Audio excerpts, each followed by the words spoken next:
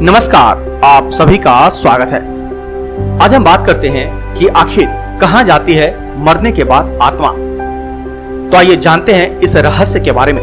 तो अभी तक आपने इस चैनल को सब्सक्राइब नहीं किया है तो अभी कर ले और हाँ, घंटी के बटन को अवश्य दबाएं ताकि अगली वीडियो की जानकारी आप तक आसानी से पहुंच सके। ऐसा माना जाता है कि मानव शरीर नश्वर है। जिसने जन्म लिया है उसे एक न एक दिन अपने प्राण त्यागने ही पड़ेंगे।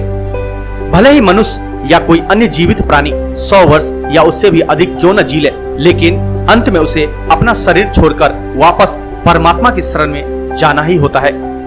यद्यपि इस सच से हम सभी भली भांति परिचित हैं, लेकिन मृत्यु के पश्चात जब सबको अंतिम विदाई दे दी जाती है तो ऐसे में आत्मा का क्या होता है, यह बात अभी तक कोई नहीं समझ पाया है।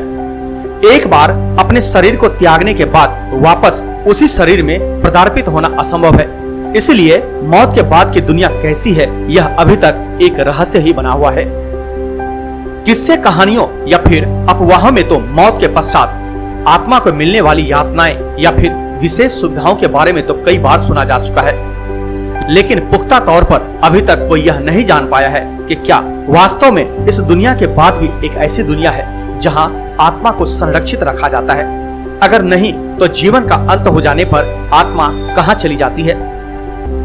गीता के उपदेशों में भगवान श्री कृष्ण कहते हैं कि आत्मा अमर है, उसका अंत नहीं होता, वह सिर्फ शरीर रूपी वस्त्र बदलती है। वैसे तो कई बार आत्मा की अमर यात्रा के विषय में सुना जा चुका है, लेकिन फिर यह सबसे अधिक रोमांच और जिज्ञासा से जुड़ा मसला है।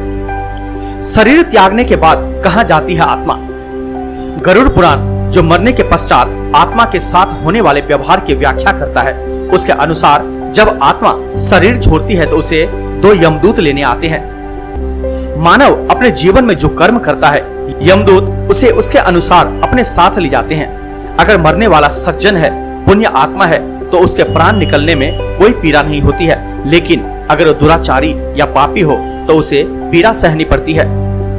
गरुड़ पुराण में यह उल्लेख भी मिलता है कि मृत्यु के बाद आत्मा को यमदूत केवल 24 घंटों के लिए ही ले जाते हैं और इन 24 घंटों के दौरान आत्मा को दिखाया जाता है कि उसने कितने पाप और कितने पुण्य किए हैं। इसके बाद आत्मा को फिर उसी घर में छोड़ दिया जाता है जहां उसने शरीर का त्याग किया था।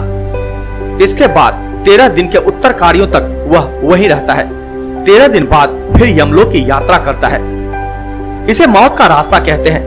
पुराणों के अनुसार जब भी कोई मनुष्य मरता है और आत्मा शरीर को त्याग कर यात्रा प्रारंभ करती है तो इस दौरान उसे 3 प्रकार के मार्ग मिलते हैं। उस आत्मा को किस मार्ग पर चलाया जाएगा यह केवल उसके कर्मों पर निर्भर करता है।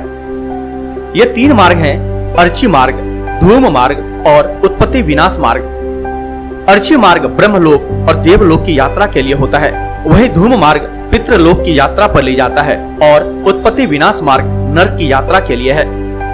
तो हमें उम्मीद है कि आपको यह वीडियो जरूर पसंद आई होगी, तो कृपया इसे अपने दोस्तों के साथ भी अवश्य साझा करें।